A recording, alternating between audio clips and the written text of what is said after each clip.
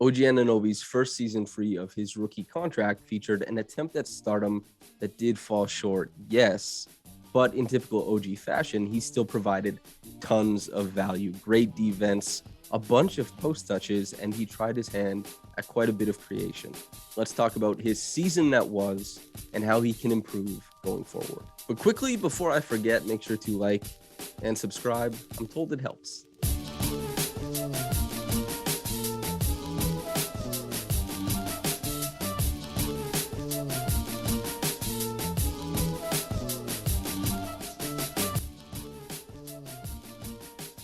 The known quantities of his game were as good as they've ever been. And those quantities are defense, all defense level performances on that end. Really well timed cuts against the backside of the defense with strong finishes at the rim. And of course, really good spot up shooting. And that spot up shooting, the spacing we've come to expect from OG, it was good. Just shy of 40% on his catch and shoot attempts. His last 3 seasons have been 38, 42, and 39.6%. He's a high quality spot up guy who will punish teams in drive and kick scenarios, which is really helpful next to Pascal, Fred, and the player that Scotty will no doubt become. He shot roughly 32% after 1 or 2 dribbles, which is definitely acceptable, but something you want to see improve because of how often this era of NBA defenses are able to run shooters off of the line. Pound dribble sidesteps into space to avoid closeouts and still salvage the opportunity created. That's really important. And the dynamic pull-up stuff was more or less not worth the price of admission this season. Given OG's offensive proclivities, a decent pull-up three would vault him into all-star status right away. But unfortunately, he's taken over 100 over his last 2 seasons, and he shot just 24% on them. His balance on ball has always left quite a bit to be desired, and that makes his gathers on these step backs and pull-ups in space quite truncated. A lot of the times he looks like a guy trying to catch himself after he's burst and created that space, trying to get back on balance rather than some of the best pull-up artists in the NBA who turn it into this beautiful, dynamic one motion pull-up, and it's very practiced and it's very pure. And his isolations oftentimes looked like a guy getting to a predetermined spot because it corresponded with the combos and footwork he worked on in the offseason. This is something I refer to as workout ball. And it led to Anunoby rejecting a lot of driving lanes because he was already locked into his footwork to generate a pull-up from three or from the mid-range. That's a real problem for his upside as a creator because it's all about being adaptable. There's no problem with getting to your spots, of course, but your combos, they can't be rote and inflexible because different defenders do different things. Some guys will get really tight into your body. Some guys are going to beat you to your spots, and some guys are going to attack your dribble. You have to be malleable in the way that you attack those different types of defenders. Basically, in the offseason, you're working on your game and you're getting combos off. But in an NBA game, you're beating defenders. You're not getting combos off. That doesn't work. And it just so happened that this year, when Anunoby was creating, you could tell he was more focused on getting these combos off rather than dealing with the defender at hand.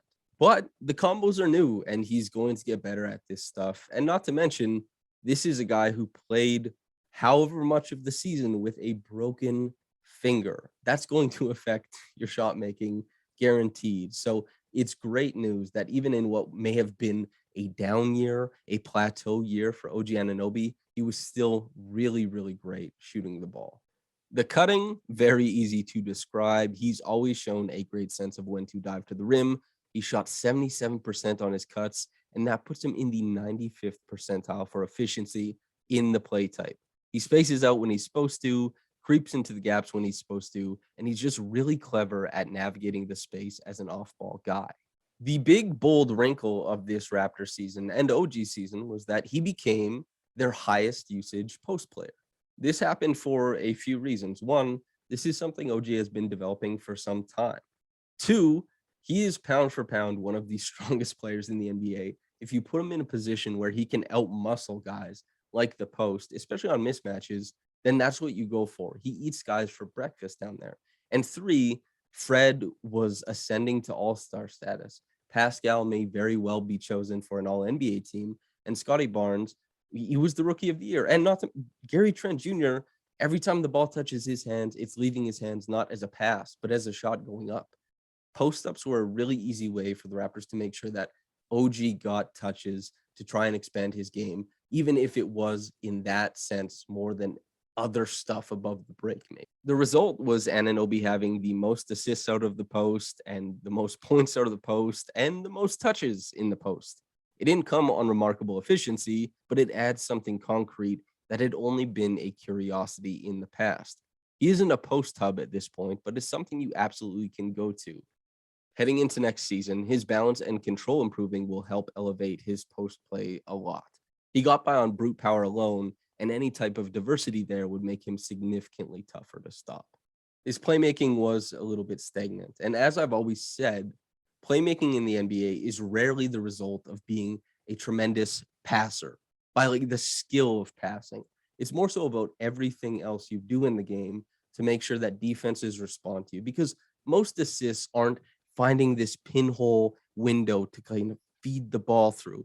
Most of them are getting downhill, getting 2 feet in the paint, and making a defense rotate so you open up space or a shot for a teammate of yours.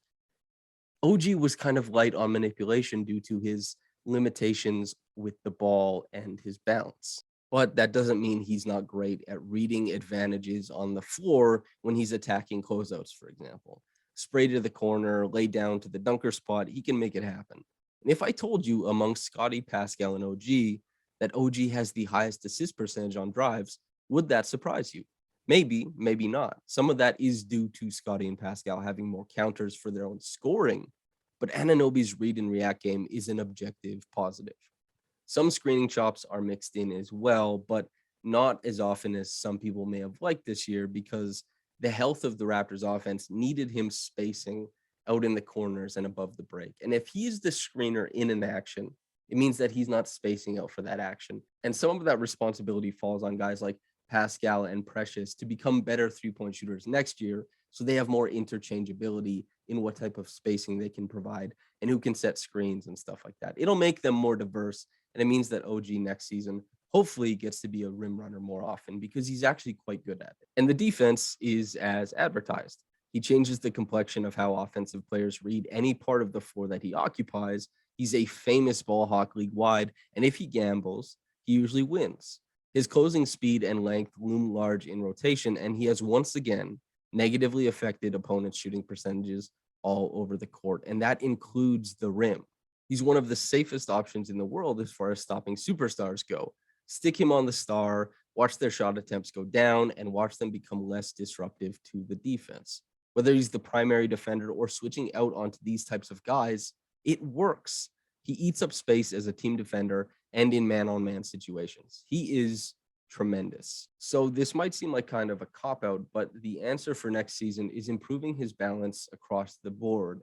And we'll see the fruits of that labor in virtually everything he does, attacking the rim, pulling up off the dribble, manipulating off the bounce, all that kind of stuff will be much better with improved balance. And too many advantages this year were nullified by him losing balance, the handle, anything like that. And we saw that in a lot of different scenarios, some as simple as just losing a little bit of a step, that quickness because of being off balance, to just falling over.